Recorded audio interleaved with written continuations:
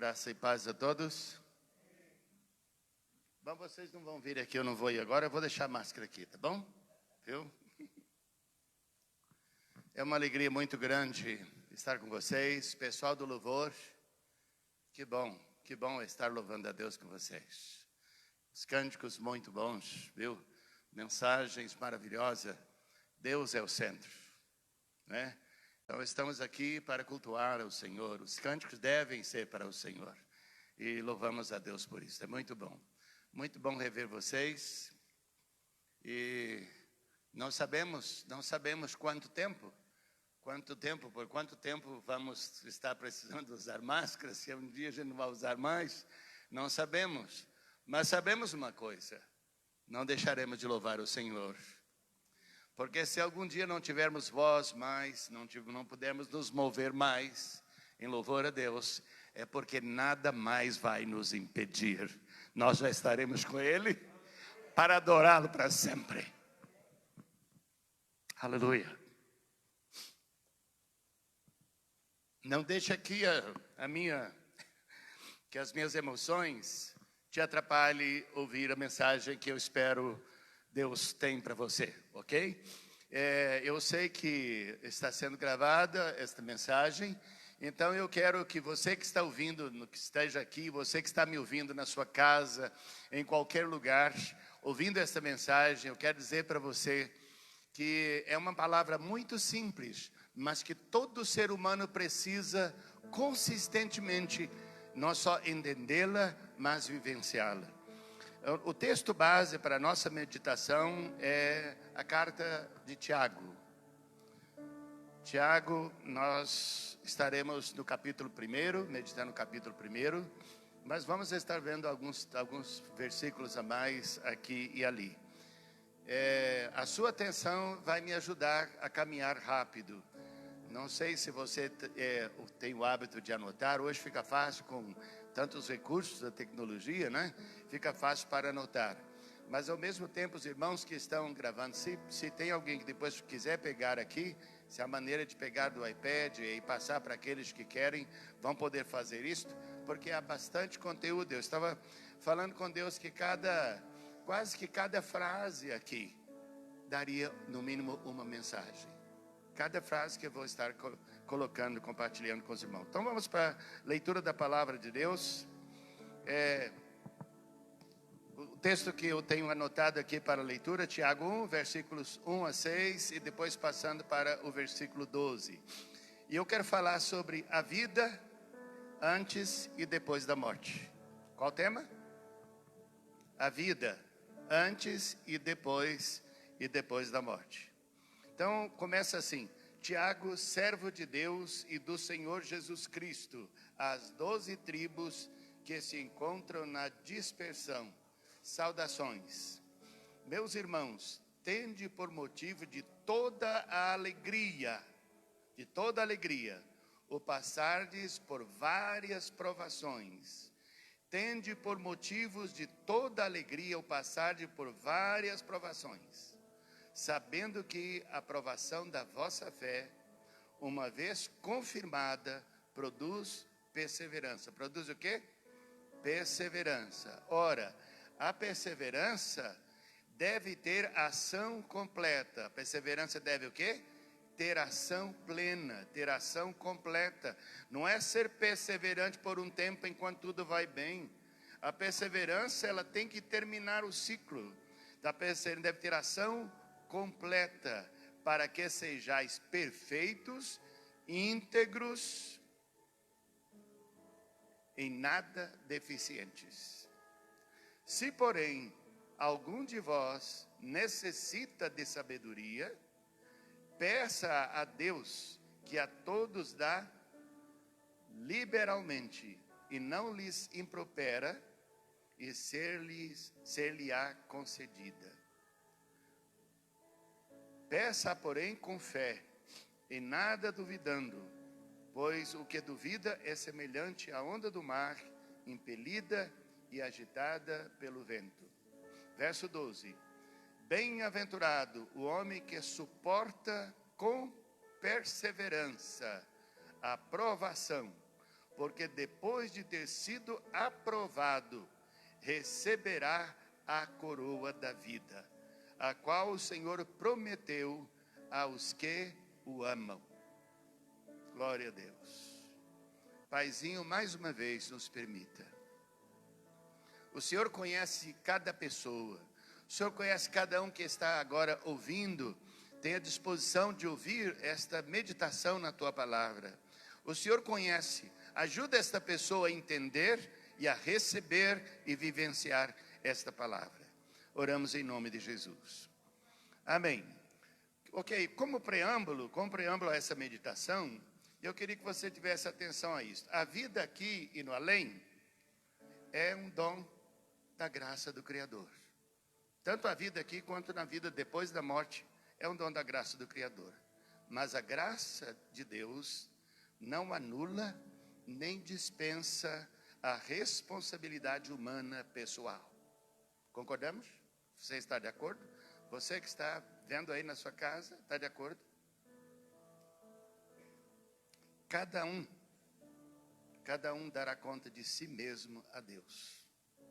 Deus já pagou o preço pela salvação de todas as pessoas no mundo inteiro, em qualquer época. Mas Deus não dispensa essa graça, não dispensa a resposta, a responsabilidade pessoal. Então, cada um dará conta de si mesmo a Deus. Cada um responde pelo seu papar. Vocês já me ouviram muito, alguns já me ouviram muito falar do papar. Pensamentos, atitudes, palavras, ações e reações. Cada um responde pelo seu próprio papar. Tem um acróstico, papar. Pensamentos, atitudes, palavras, ações e reações. Ninguém vai ser culpado pelos meus erros. Só eu. Só eu vou responder. Mas também louvado seja Deus. Não vou responder pelo papar de nenhuma outra pessoa. Só sou responsável pelos meus. Amém? Contudo, nós responderemos se não levarmos a informação, se não levarmos a mensagem do Evangelho. A vida antes e depois da morte são interdependentes. Que é isso, pastor? Sim. A vida antes e depois, elas são interdependentes. Uma precisa da outra. O viver aqui não condiciona a eternidade de ninguém. Pastor, não. O viver aqui não condiciona a eternidade de ninguém, mas a evidencia. Somos salvos tão somente pela graça, mediante a fé em Cristo Jesus. É ou não é? Pronto, ponto final. É a verdade. Somente pela graça, mediante a fé em Cristo Jesus. Porém, é o modo de viver. É aquilo que a gente vive aqui que evidencia se realmente nascemos de novo. Se realmente estamos desfrutando da graça salvadora em Cristo Jesus. A graça inclui. A graça faz parte da graça, não só o perdão de pecado, mas também faz parte da graça de Deus, a capacidade de Deus para vivermos a vontade dEle. Entendemos isto?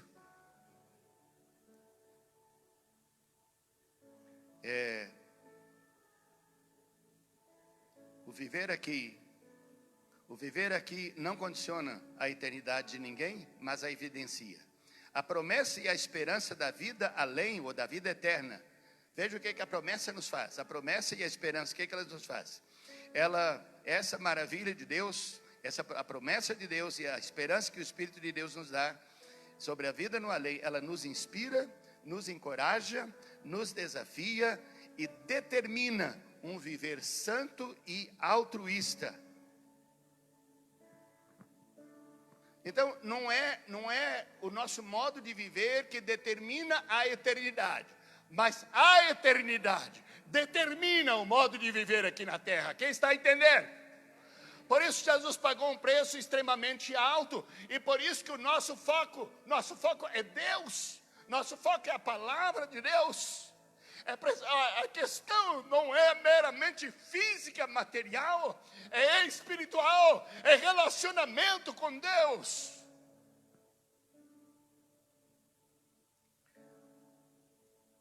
Tem uma pergunta. O que será que podemos aprender da carta de Tiago sobre a vida aqui e além? Muita coisa, mas nós veremos alguns aspectos. A carta de Tiago é uma carta pastoral. Ela é dirigida à igreja sofredora na diáspora. A carta deve ter sido lá entre 45 e 50 depois de Cristo. A situação era terrível. A igreja estava passando por muita perseguição, muito sofrimento. Essa carta, portanto, já que foi escrita para a igreja numa situação desta, ela traz consolo, traz encorajamento, orientação às comunidades no enfrentamento das perseguições e das provações diversas. A carta de Tiago é muito oportuna, aliás, a Bíblia num todo. A Bíblia num todo, quem sabe se nessa tribulação, quem sabe se nas nossas lutas, nós iremos aproximar mais da Bíblia e, consequentemente, do Senhor Jesus. A carta nos encoraja a alegria e a perseverança, como lemos aí. No suportar as aflições, no lutar contra as tentações, no sujeitar a Deus e no resistir ao diabo, ao não fazer acepção de pessoas, versos 1 a 8 do capítulo 1 mostra que essa questão, no cuidar dos fragilizados. Deixa eu dizer de novo. Então, o que a carta de Tiago nos prepara, nos encoraja a ser alegre e perseverante, suportar as aflições, lutar contra as tentações, sujeitar a Deus, resistir ao diabo, não fazer acepção de pessoas e cuidar dos fragilizados. Parece que nesses 50 e poucos anos que estou caminhando com Jesus, não sei se já vi, não vi a oportunidade tão grande quanto a que nós estamos experimentando agora. Para tudo isto, para todos esses itens aqui, a oportunidade é grande. Há uma possibilidade tremenda, igreja, irmão, irmã. Há uma oportunidade, há uma possibilidade tremenda de que aproveitemos a situação de tribulação, de angústia que passamos, e nós poderemos aproximar de verdade do nosso Deus. Poderemos entrar na intimidade de Deus. Quem está a me entender? Você aí está a me entender? Podemos entrar. Faça dessa tribulosa passagem, esse tribuloso momento, uma excelente e talvez única oportunidade de mudança completa no nosso relacionamento com Deus.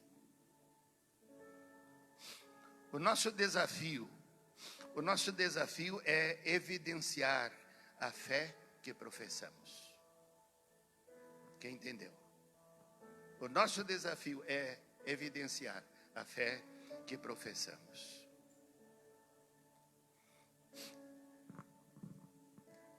A sabedoria vinda de Deus e a humildade é o modo cristão de viver a fé. Como é que o cristão vive a fé que professa? Na sabedoria de Deus e na humildade.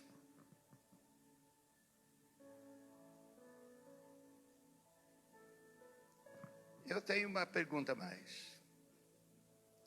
Qual é mais importante? A vida aqui ou a vida além? A vida eterna. É o aqui e agora ou é a vida eterna? Qual é mais importante? Eu sei que você está respondendo aí. Provavelmente está dizendo para si, a vida eterna. Outros talvez pode estar meio em dúvida. A nossa permanente vitória nesta vida, aqui, depende de viver na perspectiva. Não é só expectativa, mas visão pela perspectiva da eternidade. Deixa eu repetir isto. A nossa permanente vitória nesta vida, aqui, depende do viver na perspectiva. Viver não apenas da expectativa, na expectativa, mas viver da perspectiva, na perspectiva da eternidade.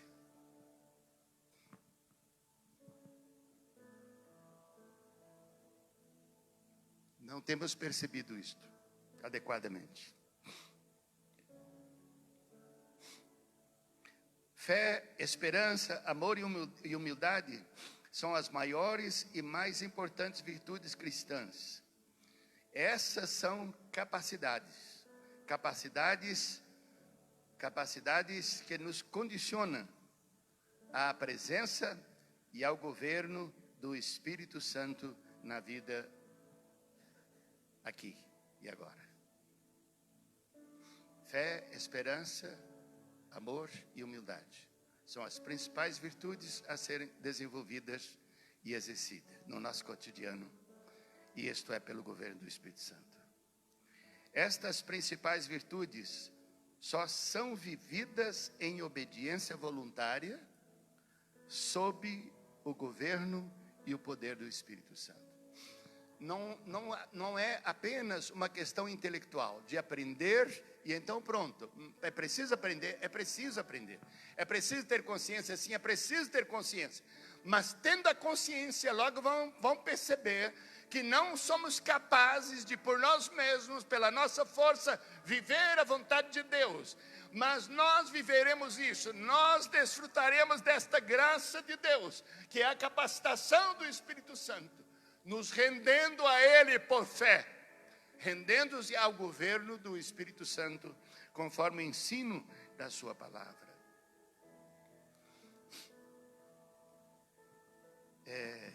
Mas já que eu falei que é interdependente, em que uma depende da outra? Em que a vida aqui depende da eternidade ou vice-versa? O viver aqui é um prelúdio da vida eterna. O viver aqui deve ser e é um prelúdio da eternidade, da vida que vai ter na eternidade, não propriamente da vida eterna.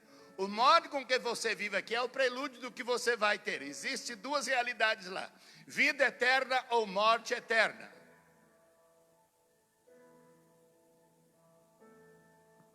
Então, aquilo que a gente está vivendo aqui é um prelúdio daquilo que vamos experimentar lá. Mas há possibilidade de mudanças. Amém?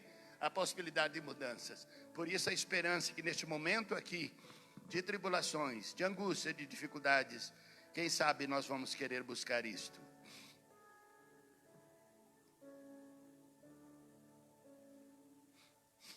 A promessa e a esperança da vida eterna nos inspira, encoraja, desafia a um obediente, santo, sacrificial e altruísta estilo de vida aqui e agora. Na prática, como eu disse, qual será que é mais importante? Eu perguntei. Qual é mais importante, a vida aqui ou a vida além? E eu queria tentar te ajudar a ver o que você valoriza mais. Quando você perde o sono à noite, em que você pensa mais? É na vida depois da morte ou na vida antes? Não precisa me responder, responda para você mesmo. Quando você perde o sono, o que mais te ocupa os seus pensamentos? Quando você perde o sono, você não sabe se não está dormindo porque está pensando ou está pensando porque não está dormindo. Já passou por isso, não é? O que é que mais ocupa o seu pensamento quando perde o sono? É a vida aqui ou é a vida além? Quando você sonha, o que está em maior evidência no sonho? São as coisas daqui ou a eternidade? Qual que é mais?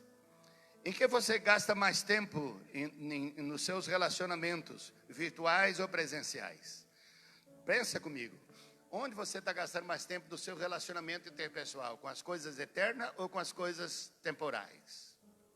Isso vai mostrar qual você está dando mais valor. Se é a vida aqui ou é a vida eterna. Então, você me pergunta, então eu tenho que esquecer o aqui e agora? Qual é a resposta? Não, claro que não. Claro que não.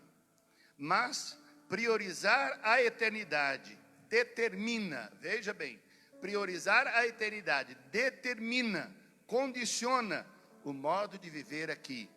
O modo de viver aqui evidencia e destina o eterno. O O modo de viver aqui evidencia, não destino, evidencia o destino eterno, ok? Não é que destino, ele evidencia o destino para onde eu estou indo.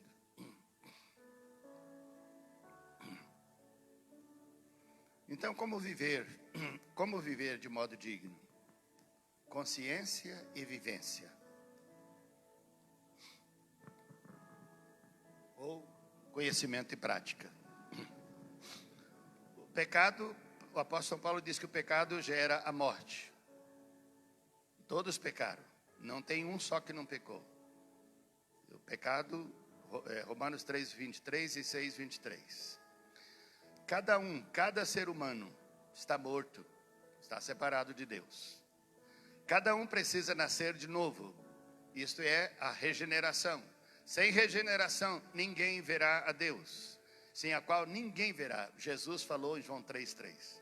Não vai nem ver o reino de Deus. Hebreus 12, 14 diz: segui a paz com todos e a santificação, sem a qual ninguém verá o Senhor. É a responsabilidade, pessoal, é a decisão. Deus deu a capacidade para viver a vontade dele, mas muita gente está entendendo que não importa a maneira de viver aqui. Não, mas o modo que a gente vive aqui é prelúdio do que vamos passar na eternidade. Somos gerados, alimentados, santificados e salvos pela palavra da verdade. Jesus é a encarnação da palavra da verdade. Jesus é a encarnação da palavra da verdade. É João 1,14. Então, amados, nós como igreja, como cristãos, como pessoas que creem em Deus, nós como igreja constituída de discípulos de Jesus, precisamos ter consciência. Consciência de quê? Consciência quanto a quem cremos, o que cremos e por que cremos. É ou não é? Precisamos saber claramente em quem cremos, o que cremos e por que cremos. E eu sei que muitas igrejas, talvez você seja uma dessas pessoas que leva muito a sério, e isso é importante. Mas, de acordo com a carta de Tiago, sem evidenciar o que você afirma crer, ser e fazer, não tem valor algum. A fé sem as obras é morta. Deixa eu repetir isso, você que está a me ouvir. Nós, como discípulos de Jesus, precisamos ter consciência. Quanto a quê, principalmente? Em quem cremos, o que cremos e por que cremos. Isto é fundamental. Porém, de acordo com o ensino de Tiago, sem evidenciar o que você afirma, crer, ser e fazer, não tem valor algum. Mas como evidenciar? Como é que a gente pode evidenciar, então, aquilo que a gente afirma, crer, ser e fazer? Distinguindo e atendendo. Distinguindo e atendendo. O quê? O referencial de vida, a missão, o propósito, o padrão, a motivação e a condição. O nosso referencial não é só para o culto. O nosso referencial a todos os aspectos da vida é a palavra de Deus. Só quem concorda, levante a mão, mesmo você em casa, se concorda. Então, como evidenciar? Distinguindo e atendendo, respondendo. O referencial, a missão, o propósito, o padrão, a motivação e a condição. Nosso referencial é a Bíblia, única regra de fé e conduta. Vocês vão estar estudando isto aí, que está andando muito sobre a Bíblia no Movimento de Restauração. Nossa única regra de fé e conduta. A missão, qual é a missão? Qual é a nossa missão? A missão pessoal, a missão da igreja, qual é a missão? Estamos aqui para quê? Qual é a missão? Resgatar vidas e restaurar nelas a imagem de Deus. Se você é cristão e não está trabalhando para isto, não está procurando ser instrumento de Deus para isso, você está desperdiçando a vida. Estamos aqui para isto. Porque estar com Cristo, a palavra diz que é muito melhor, incomparavelmente melhor do que estar aqui. E Deus quer o melhor para nós. E por que eu já passei de 50 anos de crente, de servo de Deus, e ainda não fui para o céu? Porque eu tenho uma missão aqui. Você não foi porque você tem uma missão aqui. Resgatar vidas e restaurar nelas a imagem de Deus. E o nosso propósito? Qual é o propósito? O nosso propósito é o Senhor Deus e a sua vontade. Amém. Nosso propósito, nosso foco é Deus e a vontade dele. E o nosso padrão? Nós nos comparamos muito uns com os outros, uma igreja com a outra. Mas qual é o nosso padrão? Qual é o nosso exemplo? Jesus Cristo de Nazaré. Amém, igreja? Amém, amado? Adote isso, lembre isto. Conscientiza e adote isso para si. Porque se adotarmos os outros apenas, vamos ficar muito frustrados. Vamos achar que não vai adiantar. Vamos ver muita hipocrisia. Mas o nosso exemplo, nosso padrão, nosso modelo é Jesus Cristo de Nazaré. E a nossa motivação? A nossa motivação para tudo que é importante, já que o nosso foco é Deus, já que o nosso propósito é Deus, a vontade dEle. Então, meus amados irmãos, nós precisamos estar motivados. A motivação é importante, mas qual é a nossa motivação então? Principalmente para fazer tudo para a glória de Deus e para compartilhar. Por exemplo, desculpe, mas eu fico pensando quantas pessoas não têm a oportunidade de estar louvando a Deus, mesmo que hoje a música, o louvor aqui pode ser compartilhado com o mundo. Pode ser compartilhado com o mundo. Se nós nos despertarmos, se tivermos consciência da nossa missão, se o nosso propósito é Deus e assumirmos a missão de resgatar vidas e de restaurar nelas a imagem de Deus, e tendo a motivação correta, nós alcançaremos o mundo nesse momento de crise. Qual é a motivação para isto? O amor de Deus para com o pecador e a necessidade do pecador.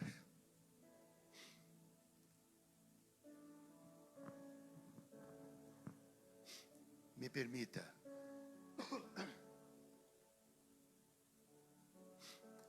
Eu li um livro ontem, hoje, 200 e poucas páginas. Nada a perder.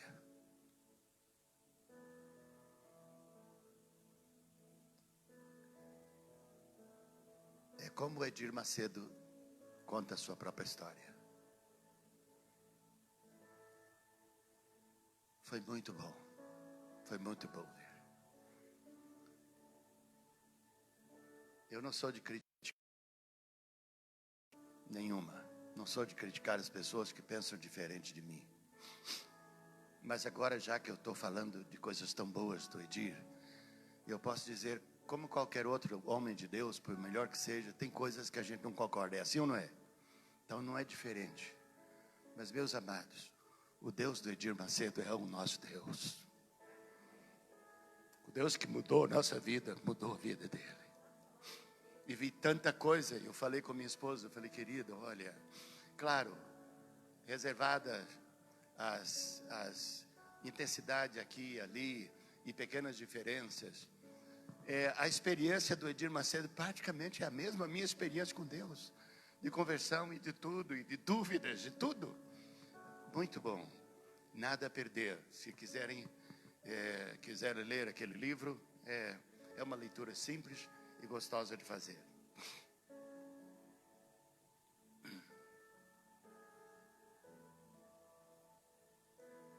A nossa motivação, o amor de Deus e a necessidade do pecador. Eu só lembrei aqui, lembrei lá do Edir Macedo, porque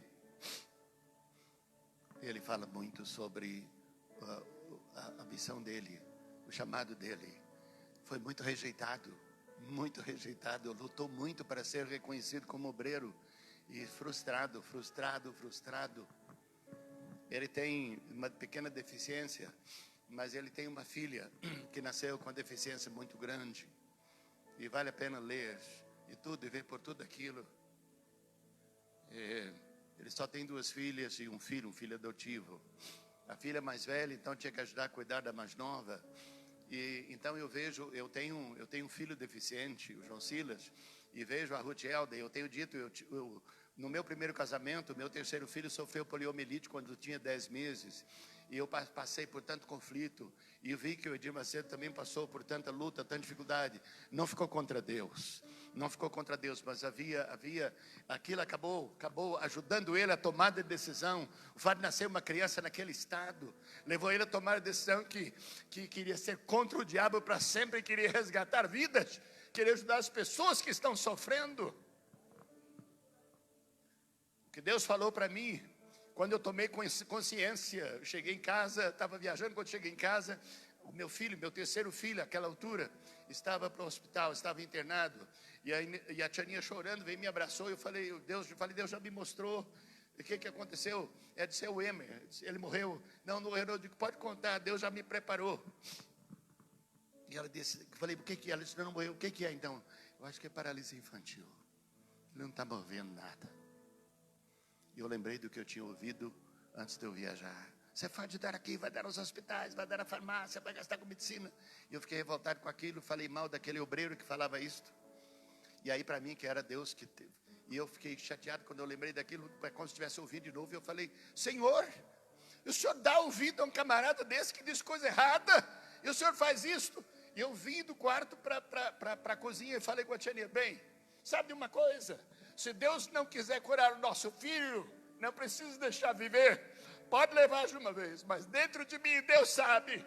Eu estava dizendo coisa pior, estava dizendo, mata e come. E eu voltei, a minha esposa olhou para mim, não respondeu nada, eu voltei para o quarto. Olhei para a cama, e eu pensei, o meu filho homem, porque ele não estava mexendo nada, eu pensei agora completamente, precisar de mãos dos outros para viver. E eu me vi olhando para mim, e dizendo, é tão bom não ter nenhum defeito. E o Senhor disse, filho, uma voz maravilhosa, venha, filho, você não tem nenhum defeito? Eu falei, Senhor, eu estou falando fisicamente. E ele perguntou 3 vezes e eu respondi a mesma coisa. E ele dizia, filho, talvez por isto você não pode dar tempo integral à minha obra. Você não tem defeito.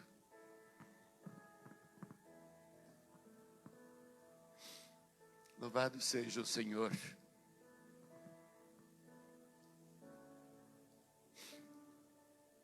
Eu vi que Deus não estava chateado comigo.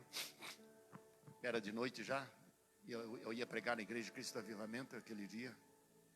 Eu vi que eu podia pregar. Deus não estava chateado com aquela minha fala interior. E me chamou de filho, me falou, então eu fui e preguei, no outro dia eu fui de manhã. Como praticar? Ali eu não falei da condição, né? Falei da motivação, mas não falei da condição. A condição permanente para a vida vitoriosa. Condição permanente, indispensável e insubstituível. É a presença do Deus Santo em nós. Deixa eu repetir isto. A condição para a eternidade e para a vida aqui. A condição permanente, indispensável e insubstituível é a presença do Deus Santo em nós e através de nós, apesar de nós. Repete comigo. É a presença do Deus Santo em nós, através de nós, apesar de nós.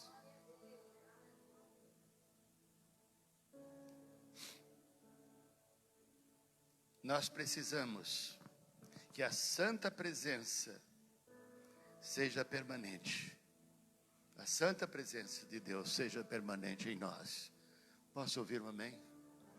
Decida você isto. Decida você.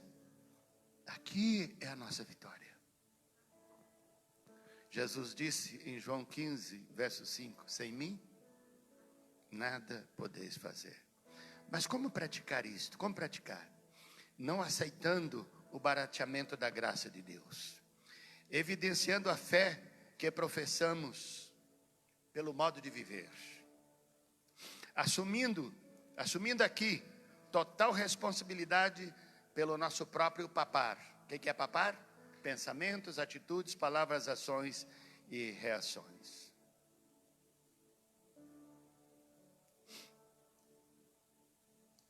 Vivendo em compromisso quíntuplo. Compromisso com Deus, com as Escrituras, com a igreja, com o servir e com a aprendizagem contínua. Vivendo em compromisso quíntuplo. Tudo isto.